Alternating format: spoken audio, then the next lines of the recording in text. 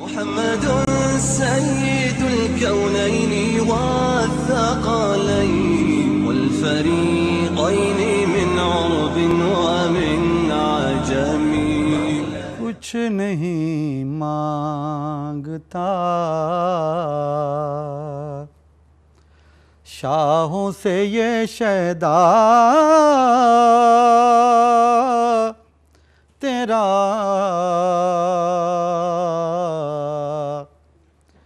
کچھ نہیں مانگتا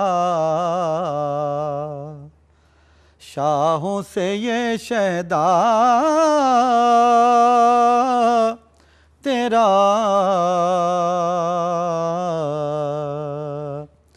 اس کی دولت ہے فقط نقش کف پا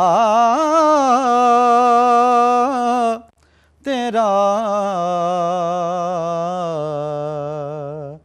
اس کی دولت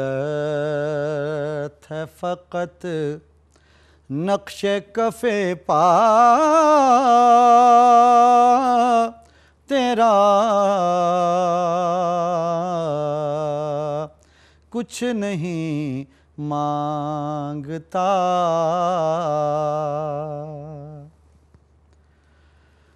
پورے قد سے جو کھڑا ہوں تو یہ تیرا ہے کرم پورے قد سے جو کھڑا ہوں تو یہ تیرا ہے کرم مجھ کو جھکنے نہیں دیتا ہے سہارا تیرا مجھ کو جھکنے نہیں دیتا ہے سہارا تیرا کچھ نہیں مانگتا دستگیری میری تنہائی کی تو نے ہی تو کی دستگیری میری تنہائی کی تو نے ہی تو کی میں تو مر جاتا اگر ساتھ نہ ہوتا تیرا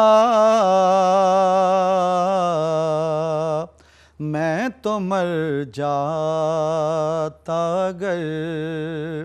ساتھ نہ ہوتا تیرا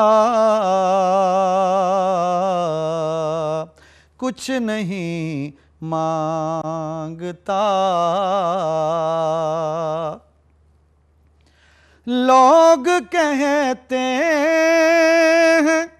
کہ سایہ تیرے پیکر کا نہ تھا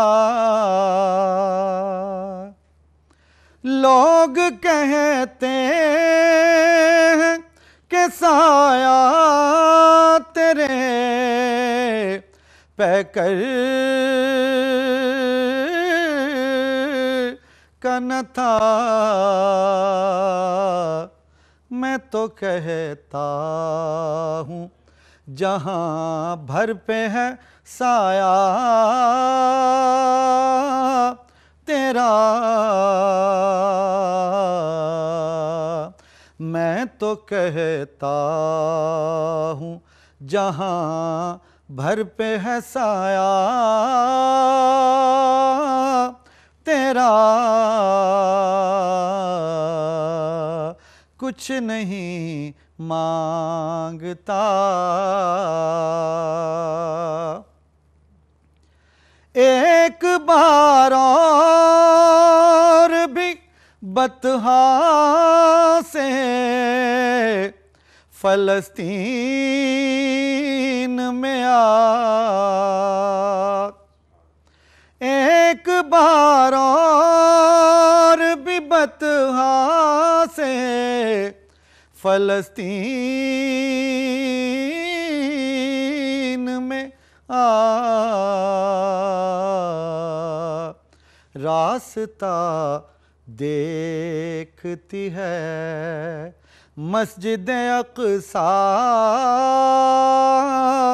تیرا، راستہ دیکھتی ہے مسجد اقصیٰ تیرا، کچھ نہیں مانگتا،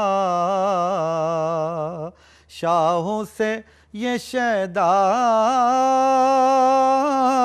تیرا، اس کی دولت ہے فقط نقش کف پا تیرا، کچھ نہیں مانگتا۔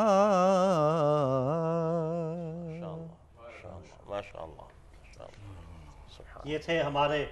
محبوب حمدانی صاحب، نعت خواں تھے۔ ڈاکٹر حماد لکھوی صاحب، یہ بتائیں جناب، جب نبی پاک صلی اللہ علیہ وسلم معراج کی رات گئے تو حضرت ختیجہ کا دنیا سے پردہ ہو گیا تھا اور صحابہ کرام اور آپ انتہائی مشکل دور سے گزر رہے تھے، اس کے بارے میں ہمارے ناظرین کو بتائیں۔ بسم اللہ الرحمن الرحیم۔ جیسا کہ علامہ صاحب یہاں پہ پہلے بات ہو رہی تھی کہ یہ نبی کریم صلی اللہ علیہ وآلہ وسلم کے معجزات میں سے ایک غیر معمولی معجزہ ہے۔ ویسے تو معجزہ کہتے ہی اس بات کو ہے جو عاجز کر دینے والی ہو، تمام قوانین فطریہ اور تمام معلوم ذرائع اور تمام جو معلومات ہیں وہ اس کے بارے میں بے بس ہو جائیں اور علم کی ساری انتہائیں ختم ہو جائیں، اس کو معجزہ کہتے ہیں۔ لیکن یہ جو خاص طور پر معراج کا معجزہ ہے، اسراء و معراج دونوں، یعنی دونوں حصے ہیں اس کے، جو مکہ مکرمہ سے لے کر مسجد اقصیٰ تک کا سفر ہے یہ اسراء کہلاتا ہے، اور پھر ساتوں آسمانوں کا سفر اور پھر سدرۃ المنتہا اور پھر اس سے آگے تک کا یہ معراج کہلاتا ہے۔ تو یہ دونوں، یہ جو معجزہ ہے یہ ایک کائنات کے معجزوں میں سے بھی ایک انتہائی حیرتناک معجزہ ہے، اور یہ جو اللہ کریم نے قرآن پاک کے اندر اس کا جب اشارہ فرمایا تو سبحان الذی سے کلام کا آغاز فرمایا، تو سبحان کا لفظ اگرچہ اللہ کریم کی پاکیزگی کو ظاہر کرتا ہے، لیکن اس کے ساتھ ہی ساتھ اہل عرب میں یہ حیرت و استعجاب کے لیے بھی استعمال ہوتا ہے۔ جب کوئی بہت بڑا غیر معمولی واقعہ ہو تو گویا معجزات میں سے بھی یہ معجزہ غیر معمولی معجزہ ہے کہ نبی کریم صلی اللہ علیہ وآلہ وسلم کو اسراء و معراج اللہ تعالیٰ نے نصیب فرمایا۔ اب بات یہ ہو رہی ہے کہ کیوں نصیب فرمایا؟ قرآن تو اتنی بات کہہ کے خاموش ہو جاتا ہے کہ لِنُرِيَهُ مِنْ آیَاتِنَا، یہ انبیاء کو اللہ کریم اپنی نشانیت دکھاتا ہے، دلائل حقیقت کا مشاہدہ کرواتا ہے، اور یہ دلائل حقیقت کا مشاہدہ اس لیے ضروری ہوتا ہے کہ نبی کا مشن، اس نے ساری امت کو، ساری قوم کو، ساری انسانیت کو راستہ دکھانا ہوتا ہے، لہٰذا وہ عین الیقین کی کیفیت نبی کی ہونی ضروری ہے۔ جیسا کہ دوسرے مقام پر حضرت ابراہیم علیہ السلام کے بارے میں اللہ کریم نے ارشاد فرمایا وَكَذَلِكَ نُرِي إِبْرَاهِيمَ مَلَكُوتِ السَّمَاوَاتِ وَالْأَرْضِ وَلِيَكُونَ مِنَ الْمُوقِنِينَ، کہ تاکہ اس کو عین الیقین حاصل ہو جائے، اور پھر وہ یقین کی حد تک جب وہ سارے دلائل حقیقت کا خود مشاہدہ کر لیتا ہے تو وہ ساری باتیں لوگوں کو بتاتا ہے۔ اور اللہ کریم نے دلائل حقیقت کا مشاہدہ کروایا بھی، مسجد اقصیٰ بھی دکھائی، ساتوں آسمانوں کا سیر کرایا، انبیاء کرام سے ملاقات بھی ہوئی۔ پہلے آسمان پہ حضرت آدم علیہ السلام سے ملاقات ہوئی، دوسرے آسمان پہ حضرت یحییٰ اور حضرت عیسیٰ علیہ السلام سے ملاقات ہوئی، تیسرے پہ حضرت یوسف علیہ السلام سے ملاقات ہوئی، چوتھے پہ حضرت ادریس علیہ السلام سے ملاقات ہوئی، پانچویں پہ حضرت ہارون علیہ السلام سے ملاقات ہوئی، چھٹے آسمان پہ حضرت موسیٰ علیہ السلام سے، اور ساتویں پہ حضرت ابراہیم علیہ السلام سے۔ تو اس کے بعد سدرۃ المنتہا اور اس کا بھی مشاہدہ نبی کریم صلی اللہ علیہ وآلہ وسلم نے فرمایا. تو یقیناً ایک تو بات یہ ہے کہ یہ دلائل حقیقت کا مشاہدہ کروانا مقصود تھا. اور دوسری بات اس میں یہ ہے کہ دنیا میں فلسفی بھی آئے ہیں جو اپنی عقل کی بنیاد پر اور فکر اور غور و تدبر کی بنیاد پر بہت بڑی بڑی باتیں کرتے ہیں. تو یہ نبی اور فلسفی کی حیثیت میں فرق کرنا بھی مقصود تھا کہ فلسفی اپنے تخیل کی بنیاد پر بات کرتا ہے، جبکہ نبی جب بات کرتا ہے تو وہ عین الیقین کی منزل پر پہنچ کے بات کرتا ہے. اس کا تعلق ایمان کے ساتھ بھی ہوتا ہے اور اطمینان قلب کے ساتھ بھی ہوتا ہے اور خود مشاہدہ کیا ہوتا ہے. اور تیسری بات جو یہاں پہ سمجھ آتی ہے وہ یہ ہے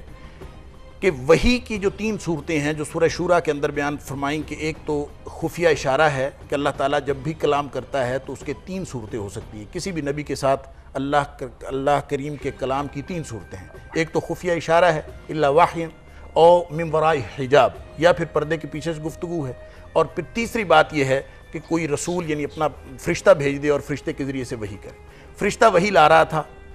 اور خفیہ اشارے بھی ہو رہے تھے، خواب نبی کریم صلی اللہ علیہ وسلم کو آ رہے تھے. لیکن اب اگر نبی کریم صلی اللہ علیہ وسلم کے ساتھ اللہ کریم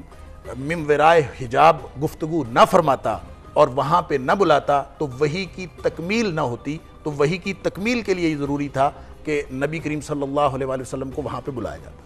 لیکن میں ایک اور نقطے کی طرف اشارہ کرنا چاہتا ہوں کہ لِنُرِيَهُ مِنْ آیَاتِنَا، تو بات سمجھ میں آ گئی. لیکن وہ جس کی طرف ابھی پیر صاحب بھی اشارہ فرما رہے تھے، یہیں سے گفتگو کا آغاز پھر شروع کریں گے. چھوٹا سا وقفہ ہے. ناظرین، اسلام ٹوڈے میں چھوٹا سا وقفہ ہے، جائیے گا نہیں، دیکھتے رہیں ہماری خصوصی نشریات شب معراج. محمد سيد الكونين والثقلين والفريقين من عرب ومن عجم.